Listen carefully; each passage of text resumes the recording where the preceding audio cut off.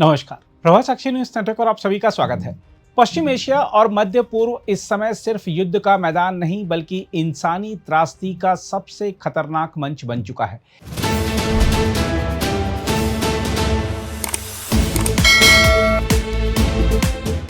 Iran पर हो रहे हमलों ने सिर्फ इमारतों को नहीं गिराया बल्कि वहां के लोगों की जिंदगी की बुनियाद ही हिला दी है।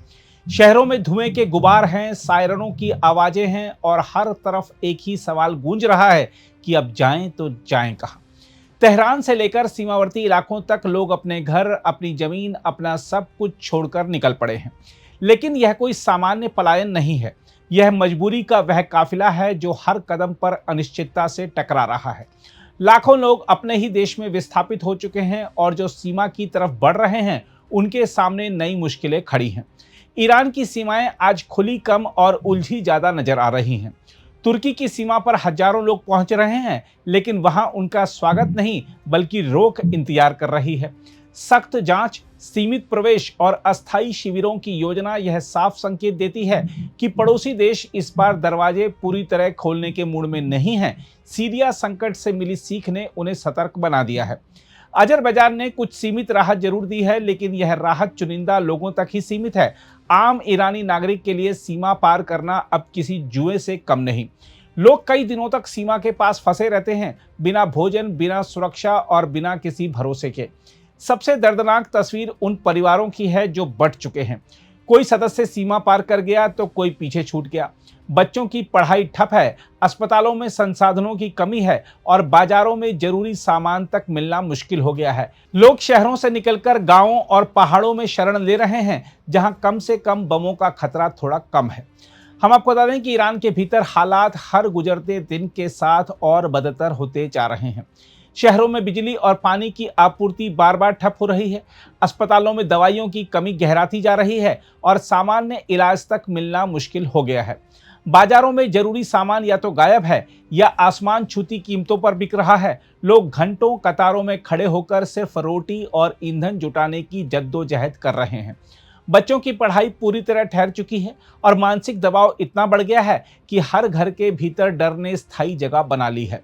यह सिर्फ युद्ध का असर नहीं बल्कि धीरे धीरे टूटती एक पूरी जिंदगी की तस्वीर है। लेकिन असली झटका तब लगता है जब पड़ोसी देशों के रुख पर नजर जाती है। सहानुभूति जरूर है, बयान भी हैं, लेकिन जमीन पर दरवाजे बंद हैं। हर देश अपनी सुरक्षा को प्राथमिकता दे रहा है। उन्हें डर है कि अगर यह लहर खुली तो यह इतिहास का सबसे बड़ा शरणार्थी संकट बन सकती है। यूरोप पहले से ही संभावित दबाव को लेकर चिंतित है। खाड़ी के देश पूरी तरह अलर्ट मोड में हैं। वहां हालात और भी तनावपूर्ण हैं। बहरीन में सायरन बज रहे हैं। लोगों को घरों में रहने की चेतावनी दी जा रही है। कतर और यूएई जैसे देशों में सुरक्षा इंतजाम कई गुना बढ़ा दिए गए हैं। हम आपको बता दें कि खाड़ी क्षेत्र में एक देश से दूसरे देश की यात्रा भी अब आसान नहीं रही। हवाई रास्तों पर खतरा मंडरा रहा है। समुद्री रास्ते तनाव से भरे हैं और हर सीमा पर सख्ती बढ़ा दी गई है। यह सिर्फ ईरान का संकट नहीं रहा बल्कि पूरे क्षेत्र की स्थिरता को हिला देने वाला दौर बन चुका है। विशेषज्ञों की चेतावनी और भी डरावनी है। उनका कहना है कि अगर यह संघर्ष लंबा खिंचता है तो विस्थापन का आंकड़ा विस्फोटक रूप ले सकता है। अभी जो स्थिति दिख रही है वह सिर्फ शुरुआत है। देखा जाए तो ईरान एक ऐसा देश रहा है जिसने वर्षों तक दूसरे देशों के शरणार्थियों को जगह दी, लेकिन आज वही देश अपने नागरिकों को बचाने में जूझ रहा है। यह विडंबना ही है कि जो कभी शरण देता था आज खुद शरण की तलाश में है।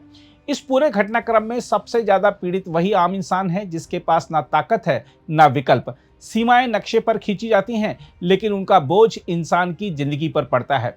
आज ईरान की सीमाएं सिर्फ भौगोलिक रेखाएं नहीं रह गई हैं, वह डर, राजनीति और असुरक्षा की दीवार बन चुकी हैं। लोग भाग रहे हैं लेकिन रास्ते बंद हैं, देश खड़े हैं लेकिन दिल बंद हैं। और सबसे बड़ा सवाल अब भी वही है कि क्या दुनिया सिर्फ देखती रहेगी या कोई दरवाजा सच में खुलेगा। अगर आप भी लेना चाहते हैं देश दुनिया की तमाम जानकारी तो आज ही सब्सक्राइब करें हमारे चैनल को। साथ ही नीचे दिए बेल आइकन को जरूर दबाएं ताकि हर अपडेट आप तक पहुंच सके।